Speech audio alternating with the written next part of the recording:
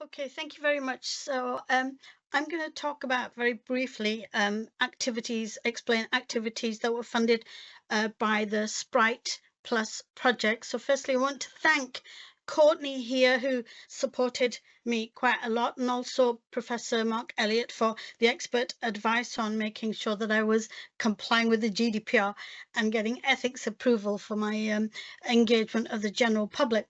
Okay, so this particular information fora, there was a series of activities that were organised in Coventry University, and I was helped quite a lot by colleagues within the university like Stephanie Torman. I'm going to get into trouble if I don't mention everybody, but Stephanie, Maniza, Janice, Mustafa. There's so many that helped me, so I just wanted to say a quick thank you. But basically what I was trying to do was to get the public's perception of artificial intelligence and generative AI tools, how they use them or what queries they might have, and get those opinions from the public through a GDPR compliance survey approved by Coventry University, to then host an event, two events. The first event, a hybrid panel. Do you know your AI from your generative AI? And Professor Mark Elliott kindly gave up his time to be part of the panel, which was really helpful. So just to recap then, because artificial intelligence, it's been hijacked by marketing. It's such a marketing term now that the science is being forgotten. So just simply put, as we all know, that it's the simulation of human intelligence, and it's coming from the scholarship of Alan Turing, who, investigating machine thinking, began looking at how a machine could play chess, and then he evolved that to his question answer Turing test. And the words he used in his seminal 1950 paper were, if the machine could provide satisfactory and sustained answers to any question. But today, the I, intelligence in AI, is perceived through generative AI tools because of the human-like language, text, audio, etc.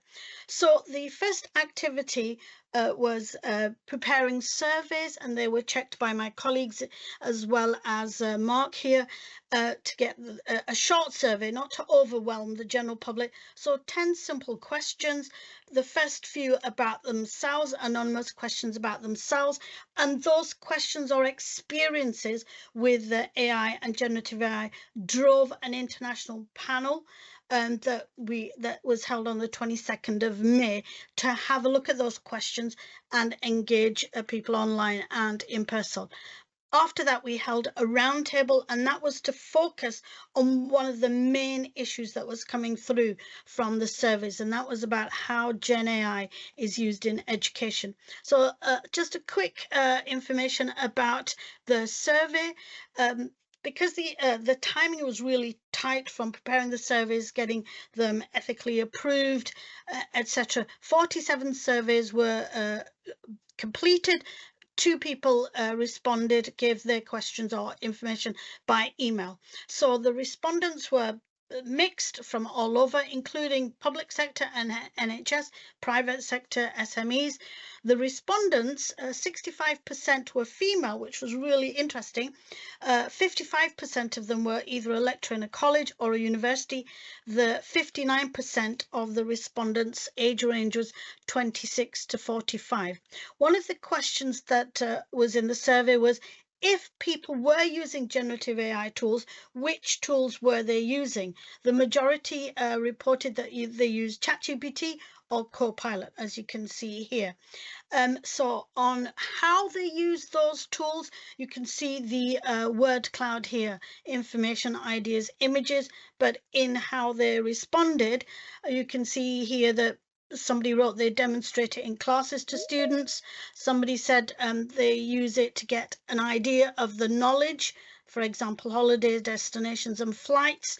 And you can see here, starting point for document, brainstorming, improving and correcting language, create images and drafts. So these are the people who said they were already using, and this is how they reported they were using.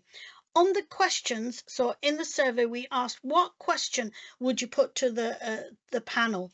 And so you can see here, these are some of the questions that were reported through the survey. I actually classified, because even though there were 49 responses altogether, each response sometimes had more than one question. So I had to group them to help the panel actually get through the questions in the event, to group them within data protection, copyright, education.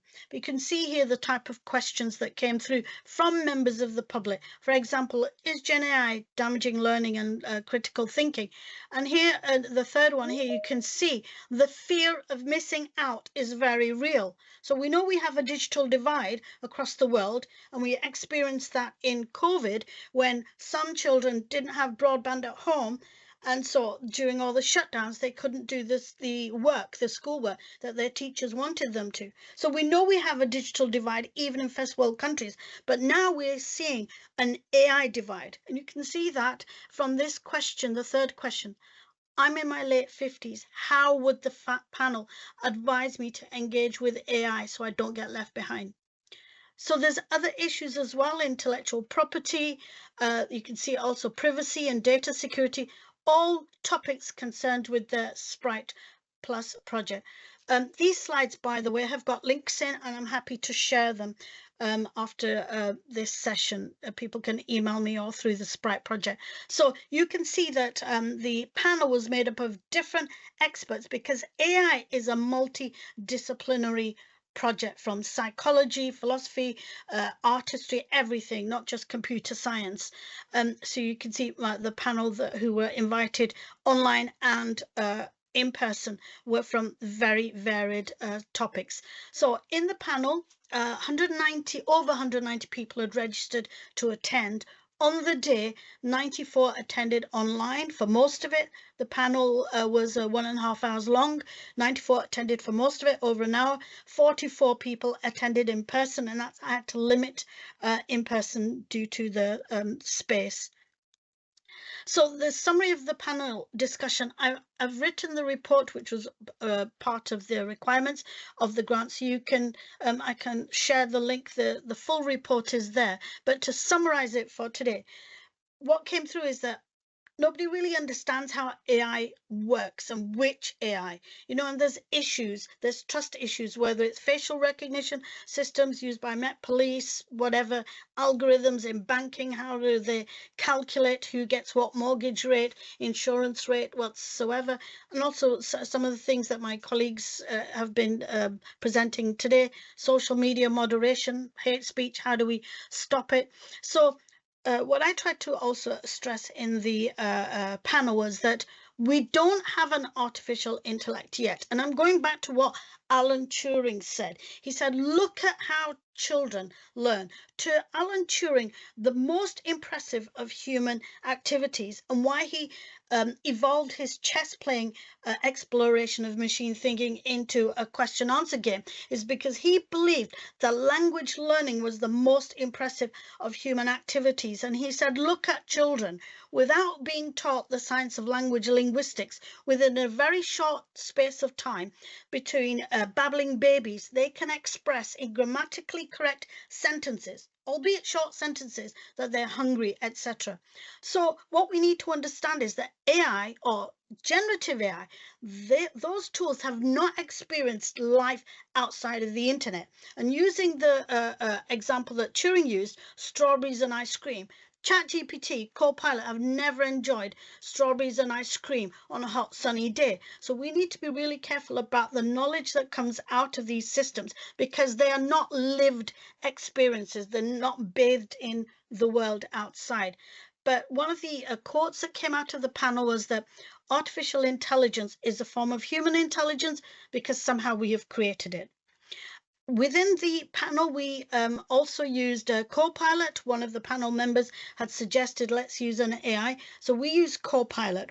what we did was some of the questions that we knew we wouldn't have time to answer in the panel session, we asked the audiences, the audience online and who attended in person, to choose using Mentimeter, an online poll. We asked them to choose questions. So what the question that came through that everybody wanted to have answered by the co-pilot was, what new skills should students and professionals develop to remain relevant in an AI-driven world? So I put that into Copilot in the panel so everybody could see, and the Copilot responded immediately, and it said, develop blend of technical, cognitive, and interpersonal skills. You've got 1 minute left, Huma. Yeah, sorry, I'm coming to the end. Thank you. So Microsoft's Copilot response demonstrated that it can be used as a starting point, but the speed of the response highlights sustainability issues and generative AI use, energy, thirst for water, etc. So post-panel responses, people thought that it was useful. We only got 11 so far. The roundtable afterwards, it was clear that we need to rethink education in the area of generative AI. So just to close then, SPRITE was an excellent platform to engage the public. The public do have trust issues, data protection, everything. We've got raw original data from the surveys which have been shared through the report. I wrote a guide and delivered it, disseminated it to all the people who registered. I'm happy to share it with people here if they'd like. Survey outcomes will be prepared for peer review, and hopefully we'll be able to have a future Gen AI event if I get another grant. Some references, and then thank you for listening.